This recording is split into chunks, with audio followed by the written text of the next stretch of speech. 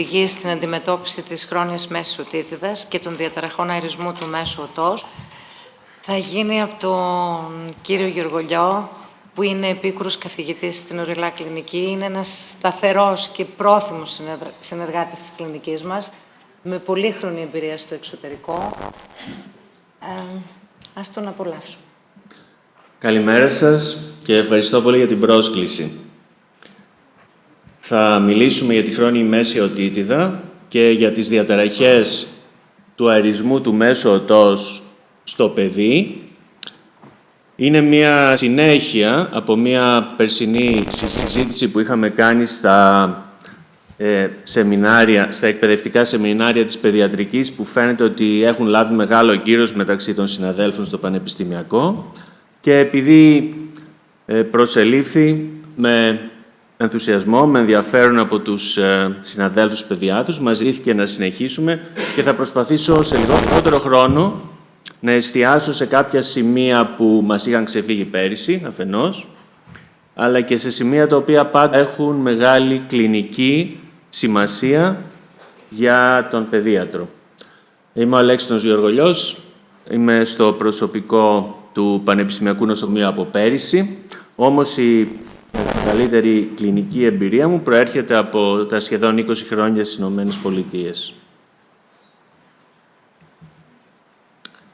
Λίγοι ορισμοί με τους οποίους είμαι βέβαιος ότι είστε οι περισσότεροι εξοικειωμένοι. Οξεία μέση οτίτιδα είναι η φλεγμονή του μέσου οτός με ταχύ έναρξη σημείων και συμπτωμάτων, η πρόσφατη έναρξη σημείων και συμπτωμάτων και η παρουσία υγρού στο μέσο αυτή. Κρατήστε το αυτό, γιατί θα το συνεχίσουμε και στις επόμενες διαφάνειες. Στην οξεία μέση οτίτιδα υπάρχουν σημεία φλεγμονής του τυμπάνου, όπως ερυθρότητα και πόνος. Εκρητική οτίτιδα είναι η παρουσία υγρού στο μέσο αυτή, χωρίς όμως τα σημεία της οξείας λίμωξης. Μπορεί να είναι ασυμπτωματική, μπορεί να προκαλέσει βαρικοεία, αλλά και άλλα συμπτώματα στα οποία μπορούμε να αναφερθούμε αργότερα. Εμφανίζεται είτε μετά από οξεία μέση οτίτιδα, το AOM είναι Acute Otitis Media, ή λόγω δυσλειτουργίας της ευσταχιανής σάλπιγγας. Και αυτό που έχει σημασία εδώ είναι η χρονιότητα. Και θα το δούμε πάνω στον αλγόριθμο των κατευθυντηρίων οδηγιών σε μερικά δευτερόλεπτα. Οξεία μέση το OME εδώ είναι Otitis Media with Effusion. Χρόνια εκρητική οτίτιδα είναι ο ελληνικός όρος. Και στην αγγλική ορολογία βλέπουμε καμιά φορά και τον όρο Middle Ear Effusion, MEE πολλές φορές, όταν δεν είμαστε σίγουροι για τη χρονιότητα ή μη. Ο ορισμός της χρονιότητας, το σημείο που σαν συνάδελφοι σίγουρα πρέπει να παραπέμψετε σε έναν οτορίνο-λαρυγγολόγο, είναι οι 3 μήνες. Αυτός είναι ο ορισμός της χρονιότητας. Μπορεί να συνδέεται με βαρικοεία και πιθανά προβλήματα λόγου. Και αυτό που βλέπουμε πολύ συχνά είναι ότι τα παιδιά τα οποία είναι μικρότερης ηλικίας, δηλαδή 3 μέχρι 3 ετών, μπορεί να μην αναπτύξουν καλά λόγο ή να αναπτύξουν λόγο με προβλήματα, να έχουν θέματα στην εκφορά των συμφώνων, ανάλογα με την βαρικοεία αγωγής που προκαλεί το υγρό. Αλλά τα παιδιά που είναι λίγο μεγαλύτερα, 4 με 5, παρατηρείται συχνά το φαινόμενο, ενώ έχουν αναπτύξει καλό λόγο σε καλό επίπεδο, παρατηρούμε ότι αρχίζουν και υποστρέφουν. Και αυτά τα 2 σημεία για εμάς είναι red flags για να προχωρήσουμε πιο επιθετικά στην αντιμετώπιση, κυρίως με χειρουργικά μέσα. Άρα λοιπόν η χρόνια εκρητική οτίτιδα, OME, Otitis Media with Effusion, MEE, Middle Ear Effusion, περισσότερο μη ειδικά, μπορεί να χρειαστεί ορειλά και χειρουργική αντιμετώπιση. Υπάρχει και η υποτροπιάζουσα μέση οτίτιδα. Υποτροπιάζουσα, σύμφωνα με τα τελευταία guidelines, είναι περισσότερο από 3 επεισόδια στο εξάμηνο ή 4 επεισόδια στο 12μηνο. Όμως, πρέπει να υπάρχει τουλάχιστον 1 επεισόδιο στο τελευταίο εξάμηνο για να μην θεωρηθεί ότι η νόσος έχει φύγει, έχει θεραπευθεί. Ενδείκνυται και στις περιπτώσεις αυτές αξιολόγηση για σωληνίσκους από τον οριλά και εδώ μπορείτε να παραπέμψετε και εμείς θα λάβουμε υπόψη και άλλους παράγοντες εκτός απλά από τους ορισμούς της υποτροπιάζουσας μέσης οτίτιδας. Και επίσης η υποτροπιάζουσα μέση οτίτιδα θα πει ότι τα συμπτώματα μεταξύ των επεισοδίων υφίονται εντελώς. Χωρίς να υπάρχει δηλαδή υγρό ή άλλα παράπονα για τον μικρό ασθενή. Και τους σωληνίσκους αερισμού, ear tubes, είναι η πιο συχνή παιδιατρική επέμβαση, χειρουργική επέμβαση στις ΗΠΑ, είναι περίπου 660.000 κάθε χρόνο και βέβαια ο υποφαινόμενος είχε καθημερινή εμπειρία με αυτά τα περιστατικά. Πάντα βέβαια γίνονται με γενική αναισθησία λόγω της ηλικίας, εκτός από κάποια περιστατικά σε εφήβους. Οι σωληνίσκοι είναι μικρές δομές με διάμετρο 1 με 2 χιλιοστά, προτιμώ το 1,14, ουσιαστικά είναι η κεφαλή μιας καρφίτσας, αν το φανταστείτε. Σιλικόνη, τιτάνιο και άλλα υλικά και βέβαια ο κάθε χειρουργός έχει τις προτιμήσεις του. Εμένα όλη μου η εμπειρία, όλα αυτά τα χρόνια που είμαι ειδικός, είναι με σιλικόνη, με σωλήνες σιλικόνης, στους οποίους χρησιμοποιώ και τώρα στο πανεπιστημιακό, όπου έχουμε και τιτανίου και που άλλοι συνάδελφοι χρησιμοποιούν. Φυσικά δεν υπάρχει υπέρ ή κατά, απλά νομίζω είναι θέμα περισσότερο εμπειρίας και έκθεσης του χειρουργού στο υλικό. Τοποθετούνται δίκην κλεψίδρας, θα έλεγα, στην τυμπανική μεμβράνη, μισό μέσα, μισό έξω, και αποπίπτουν μόνοι τους σε 12 με 24 μήνες, ανάλογα με το μέγεθος και το υλικό. Προσωπικά, στην πρακτική μου, στην κλινική μου πράξη, όταν ένα σωληνάκι μείνει πάνω από 2 χρόνια, θεωρώ ότι οφείλουμε να το βγάλουμε. Είτε με τοπική αναισθησία σε μεγαλύτερα παιδιά, είτε με γενική αναισθησία σε μικρότερα. Και ο λόγος είναι ότι όταν αυτά μείνουν πάνω από 2 μήνες, αρχίζουν και αυξάνονται δραματικά οι επιπλοκές που σχετίζονται με το λεγόμενο retained ear tube, που είναι είτε η οτόρια, είτε όταν αποπέσει μπορεί να έχουμε, για παράδειγμα, μία μόνιμη διάτηση της τυμπανικής μεμβράνης. Όταν λοιπόν δείτε, σαν παιδίατροι για πρώτη φορά, ένα παιδάκι, δείτε ένα σωληνάκι, το οποίο προφανώς και για σας είναι καθημερινή εικόνα και εμπειρία, και ρωτήστε μαμά και καταλάβετε ότι είναι πάρα πολλά χρόνια ή πάνω από 1 διετία και εδώ θέλουμε παραπομπή, ακόμα και αν είναι ασυμπτωματικό. Είναι πολύ σημαντικό αυτό, γιατί αργά ή γρήγορα θα δημιουργήσει προβλήματα. Και πολλές φορές ξεχνιούνται ή χάνονται σε αλλαγές των γιατρών και βλέπουμε εικόνες οι οποίες είναι πολύ προχωρημένες. Έχω δει δηλαδή προσωπικά και σωληνίσκους αερισμού σε ενήλικα ξεχασμένους για 20 ετία, για 30 ετία, που πάντα δημιουργούν προβλήματα. 2 χρόνια λοιπόν, στους 24 μήνες τα βγάζουμε, αν δεν έχουν φύγει μόνα τους. Και μια εικόνα ενός σωληνίσκου που είναι ένας τύπος σιλικόνης. Ο συγκεκριμένος είναι από σιλικόνη. Αλλά υπάρχουν πολλοί και διάφοροι τύποι.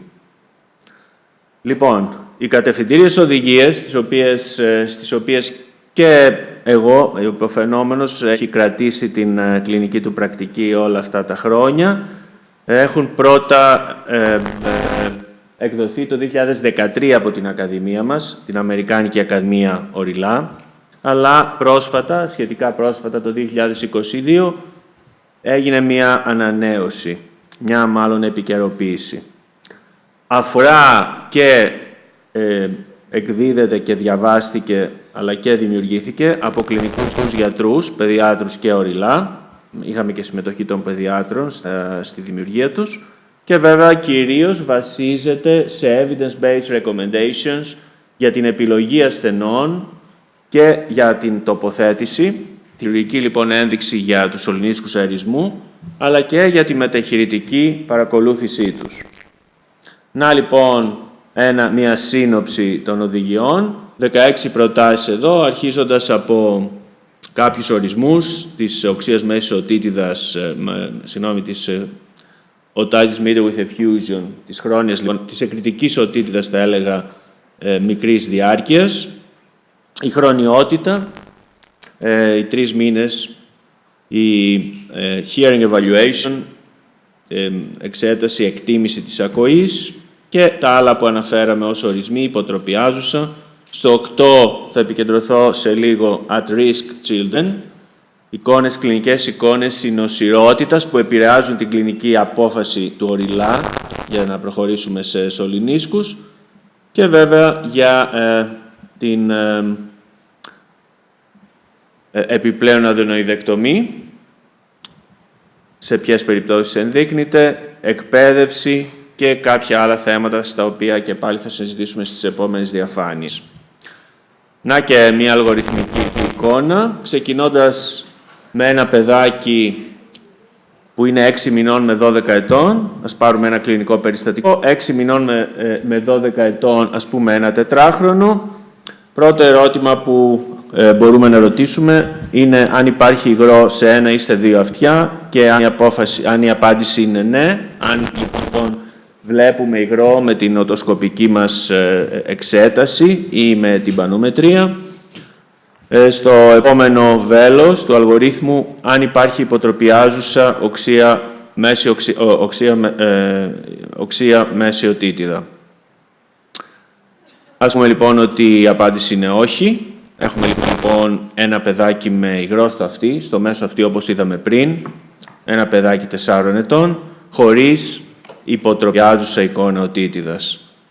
Ακολουθώντας τον αλγόριθμο, το επόμενο ερώτημα που θα μας απασχολήσει είναι αν το παιδί είναι στις ομάδες υψηλού κινδύνου.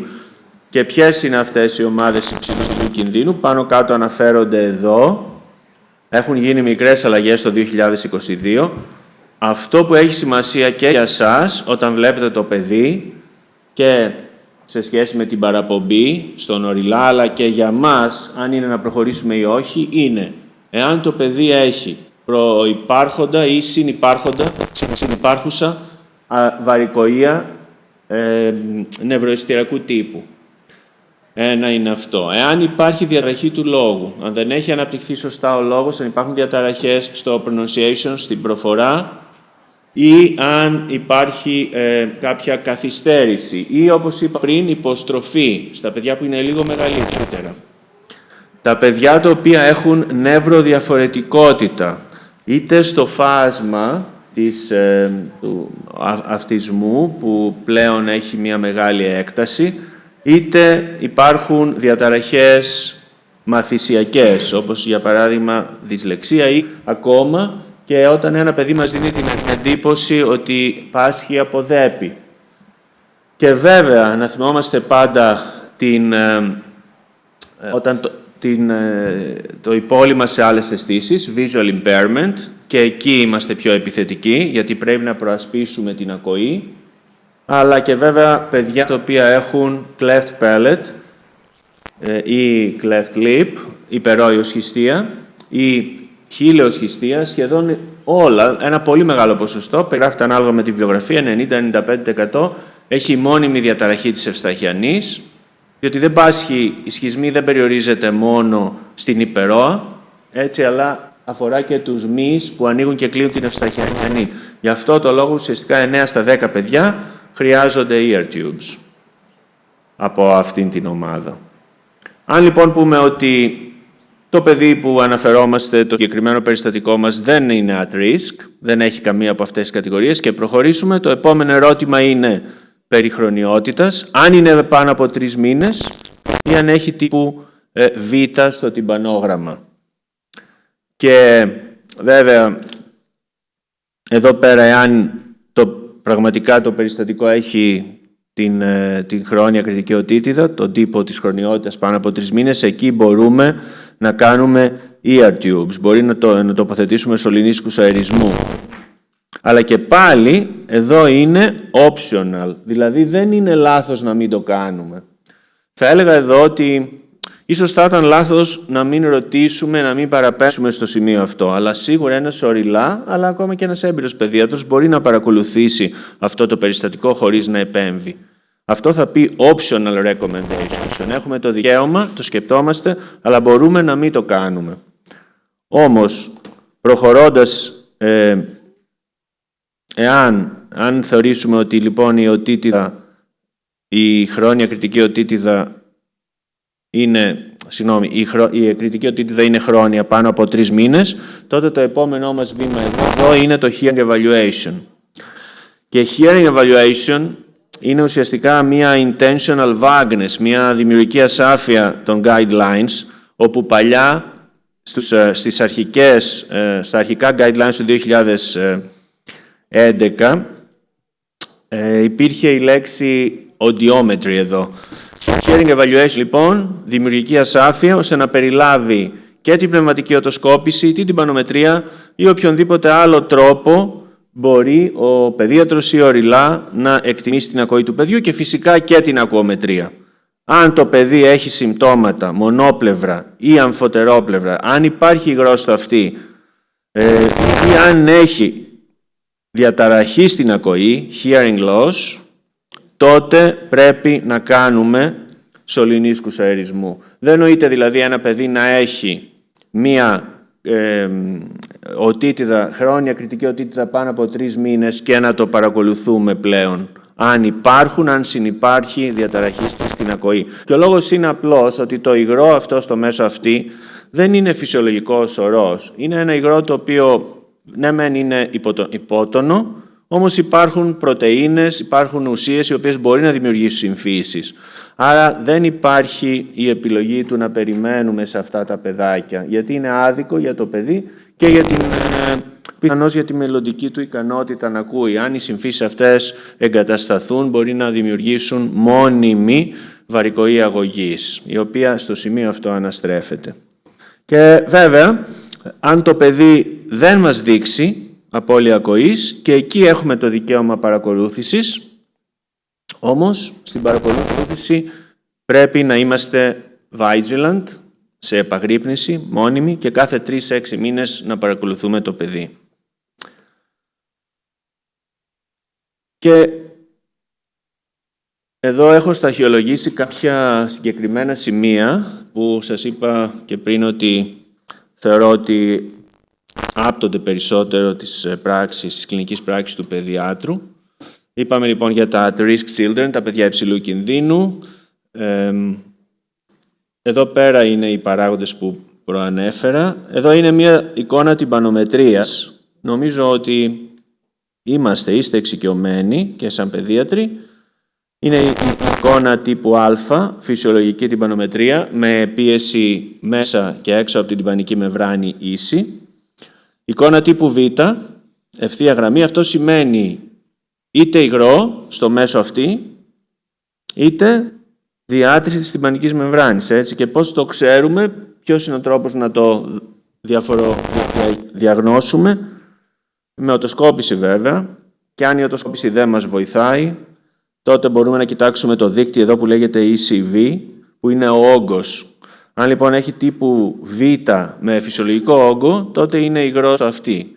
Αν έχει υψηλό όγκο, σημαίνει ότι είναι μια διάτρηση της τυμπανικής μεμβράνης.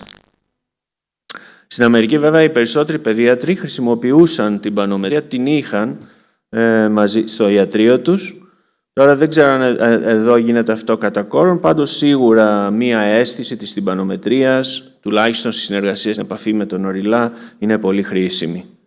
Και εδώ είναι ο τύπος C, δηλαδή αρνητική πίεση, που ουσιαστικά παραπέμπει σε διαταραχή της ευσταχιανής σάλπιγγας, αλλά χωρίς απαραίτητα να συνυπάρχει υγρό στο μέσο αυτή. Πρακτικά όμως, και εγώ προσωπικά έχω δει πολλές φορές να μου δίνει τύπου C στην τυμπανομετρία και να βλέπεις εμφανώς το υγρό. Απλώς δεν είναι πολύ μεγάλη η ποσότητά του, ώστε να σου δώσει τύπου B. Πάντως είναι και αυτό μία εικόνα που μπορεί να χρησιμεύσει μία συζήτηση με τον συνάδελφό σας οριλά. Και 3 μικρά σημεία που έχω παρατηρήσει ότι πολλές φορές συζητάμε στην κλινική όταν μας καλείτε ή με τους συναδέλφους, τους ιδιώτες εκτός όταν μας παίρνουν τηλέφωνο. Αυτό που λέμε tubotoria, δηλαδή ένα παιδάκι το οποίο το βλέπετε, έρχεται σε εσάς, με σωληνίσκους αερισμού το παρακολουθείτε, αλλά βλέπετε ότι το αυτί του τρέχει.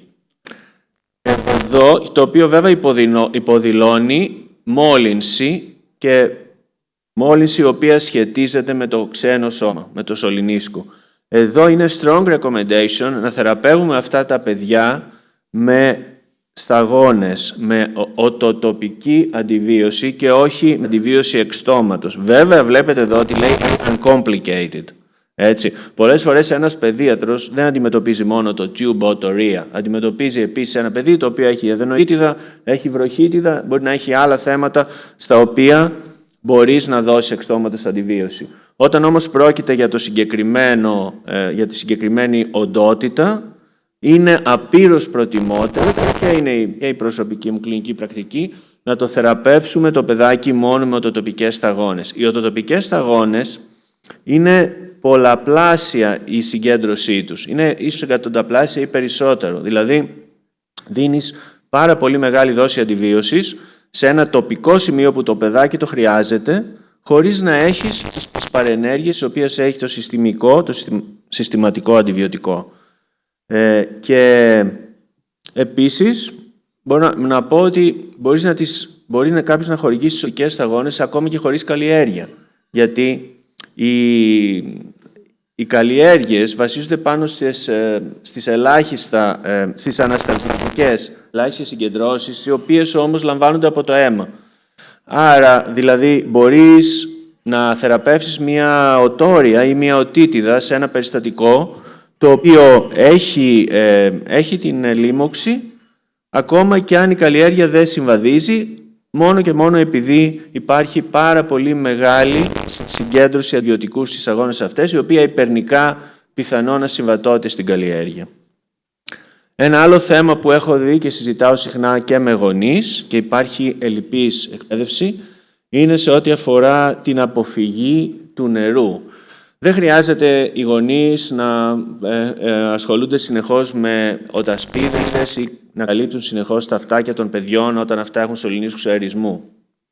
Είναι παλιά πρακτική αυτή, πολύ παλιά, όμως οι σημερινές συστάσεις είναι να αποφεύγεται η κάλυψη, το κάλυμα των αυτιών όταν το παιδάκι κάνει μπάνιο ή ντουζ ή ακόμα και μπάνιο στη θάλασσα, εκτός από την περίπτωση που κάνουν μακροβούτια ή ακόμα scuba diving, τα λίγο μεγαλύτερα, στην οποία περίπτωση και εγώ προσωπικά συνιστώ να χρησιμοποιούν οτασπίδες μίας χρήσης, ώστε να μην γίνεται contamination των ξένων αυτών σωμάτων και δημιουργείται με ένας φαύλος κύκλος μόλυνσης και πάλι που αφορά τον σωληνίσκο αερισμό.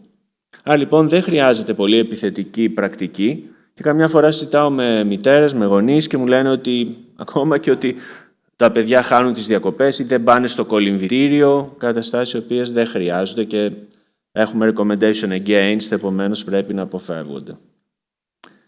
Και βέβαια, υψηλή επαγρύπνηση, είτε από τον παιδίατρο, είτε από εμάς, στους 3 ή στους 6 μήνες, διότι όταν τα σωληνάκια αυτά δεν αποπέσουν, πρέπει και εμείς με τη σειρά μας να επέμβουμε χειρουργικά, ώστε, όπως είπαμε πριν, να μην δημιουργηθούν οι συνθήκες για επιπλοκές. Υπάρχουν κάποιες ερωτήσεις, αλλά αυτές θα τις παραλείψω για συζήτηση. Θα σας ευχαριστήσω στο σημείο αυτό. Εδώ,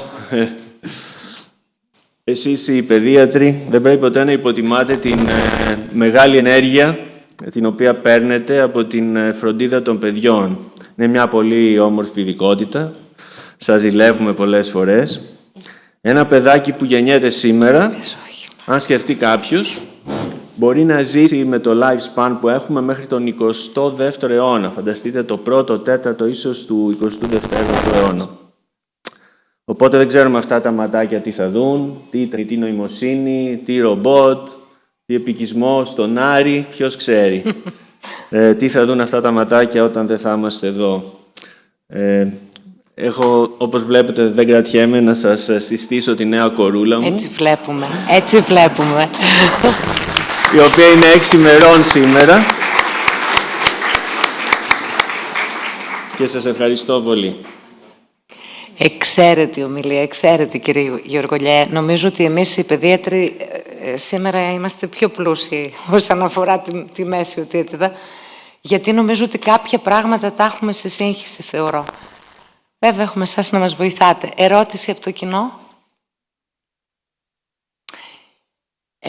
Τότε να ρωτήσω εγώ. Αν η ύπαρξη των... εγώ νιώθω μια αμηχανία στα ιατρεία όταν μου έρχεται παιδί με σωληνίσκο και πρέπει και πρόβλημα στο αυτί. Έχω την αίσθηση ότι επειδή έχει τους σωληνίσκους πρέπει να τον παραπέμψω. Μπορεί να κάνω λάθος. Δεν έχουμε εμπειρία εμείς σε αυτό. Πόσο συχνά η εξωτερική οτίτιδα, ενώ υπάρχει σωληνίσκος, οδηγεί σε μέση, πρώτον, και δεύτερον, πόσο πολύ φοβόμαστε τη μέση οτίτιδα ενώ υπάρχουν σωληνίσκοι. Δηλαδή πρέπει να τη φοβόμαστε παραπάνω. Εγώ τη φοβάμαι παραπάνω, χωρίς να ξέρω το λόγο. Είναι πολύ ενδιαφέρουσες ερωτήσεις.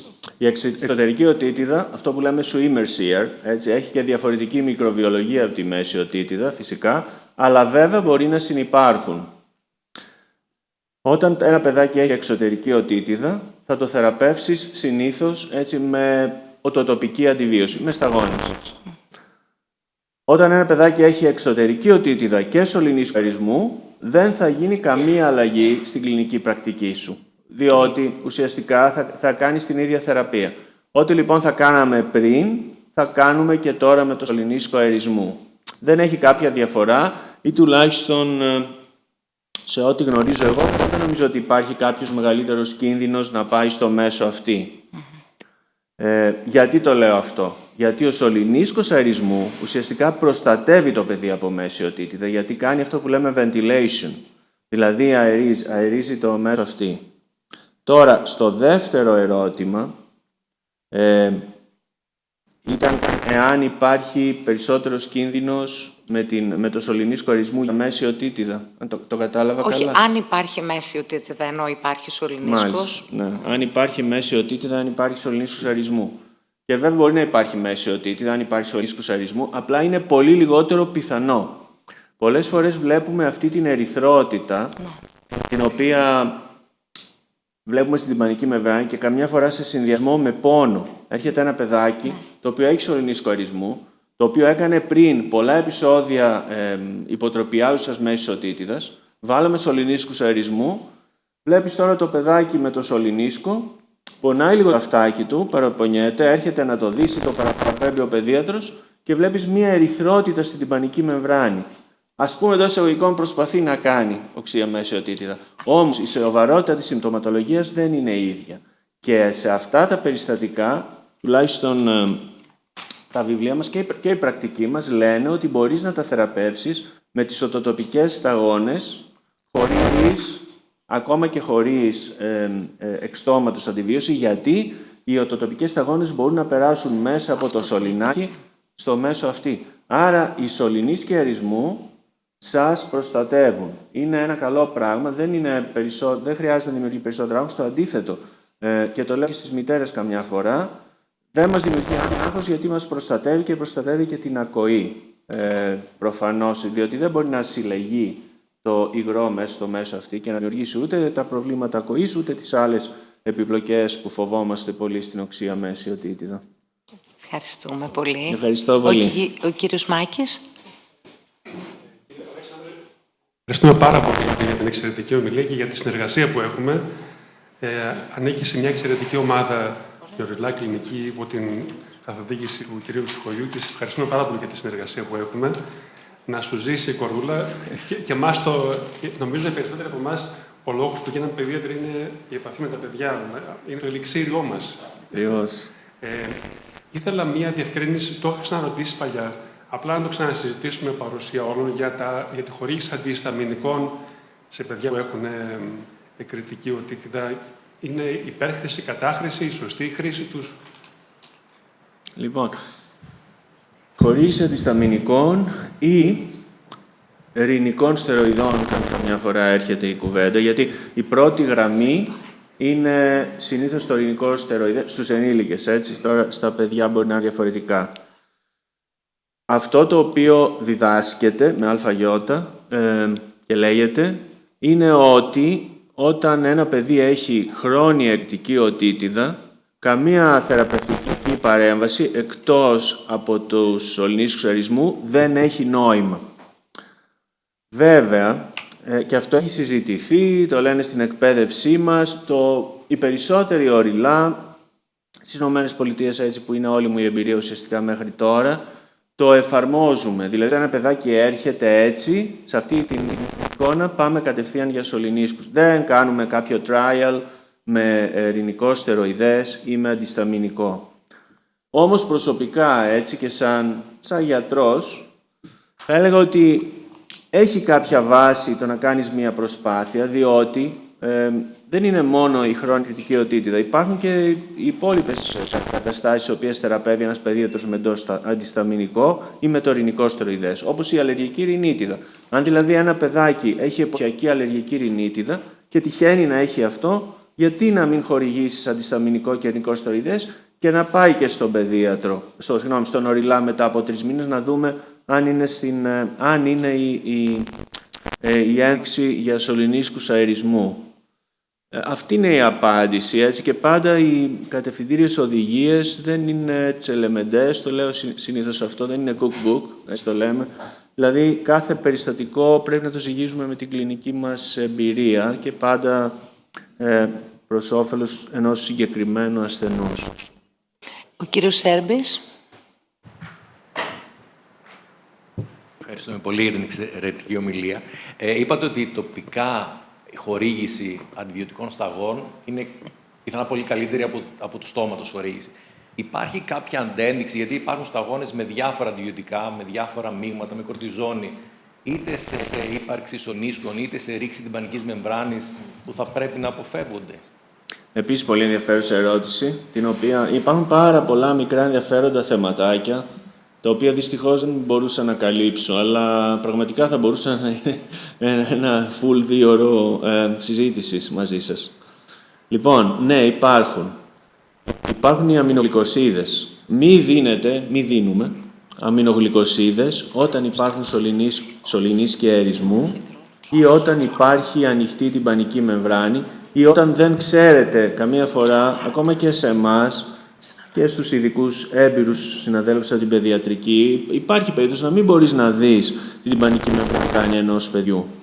Δεν δίνουμε λοιπόν γενταμικίνη. Αν κάποιος δώσει, τις περισσότερες φορές είναι χωρίς επιπλοκή. Δεν σημαίνει κάτι κακό, έτσι. Μπορείς να δώσεις γενταμικίνη και να μην γίνει τίποτα. Και πολλές φορές το έχουμε κάνει, να μπει και στο μέσο αυτή και να μην υπάρχει κανένα πρόβλημα. Το θέμα είναι όμως ποιο. Πρώτον, το γνωρίζουμε από βιβλιογραφία ότι οι αμινογλυκοσίδες όταν δίνονται για πάρα πολύ μεγάλο διάστημα, 2-3 εβδομάδες και πάνω, εκεί αυξάνουν την οτοτοξικότητα. Άρα δεν μας συμφέρει, δεν είναι προς όφελος να το κάνουμε αυτό. Και δεύτερον, υπάρχουν και συγκεκριμένες μεταλλάξεις.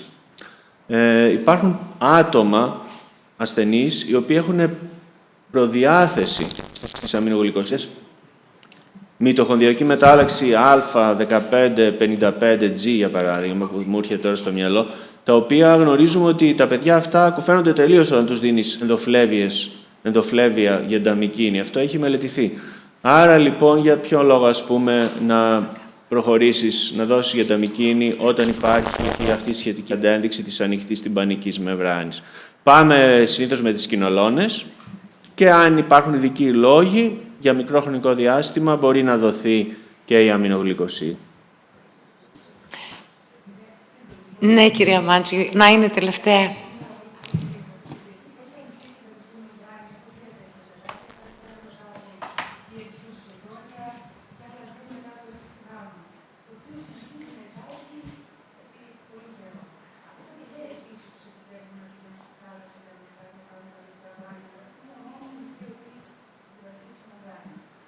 Όχι. Εδώ εξαρτάται από το μέγεθος της τυμπανικής μεμβράνης. Το νόημα με τους σωληνίσκους αερισμού είναι ότι επειδή είναι πολύ μικρή διάμετρος, 1,14 σας είπα, είναι αυτό που χρησιμοποιώ εγώ, χρειάζεται gradients, χρειάζεται διαφορά πίεσης για να μπει το νερό μέσα. Δηλαδή, αν πρακτικά πάει αυτό το παιδάκι με τα σωληνάκια και βουτήξει στην πισίνα και βγει, καθόλου νερό δεν θα έχει πάει μέσα στο μέσο αυτή. Πολλές φορές θυμάμαι μητέρες που μου έλεγαν είμαι κακή μαμά γιατί ξέχασα τι μου είπες και το παιδί μου έκανε μπάνιο στην πισίνα και κοιτάζω το αυτί με τους σωληνίσκους αρισμού και είναι μια χαρά. Δεν έχει γίνει τίποτα. Είναι πολύ μικρό η οπή του σωλήνα για να περάσει το νερό μέσα. Όμως, όταν το παιδάκι αυτό έχει μία διάτηση της τυμπανικής μεμβράνης που είναι στο 20%, δεν είναι το ίδιο. Εκεί απαγορεύεται. Εκεί πρέπει να αποφεύγει το παιδί κάθε επαφή με το νερό, γιατί η χρόνια είσοδος του νερού εκεί μπορεί να δημιουργήσει την εικόνα της χρόνιας μέσης ποιόδους οτίτιδας, που είναι δύσκολη να εκριζωθεί και συνήθως από τι μαστοειδεκτομές και πιο σύνθετα χειρουργία. Άρα λοιπόν δεν είναι το ίδιο το σωληνάκι. Επειδή έχουμε ξεπεράσει το χρόνο μας κατά πολύ, νομίζω ότι και επειδή σίγουρα θα υπάρχουν και άλλες ερωτήσεις, στο επόμενο συνέδριό μας. Ευχαριστούμε πολύ. Τελειώσαμε.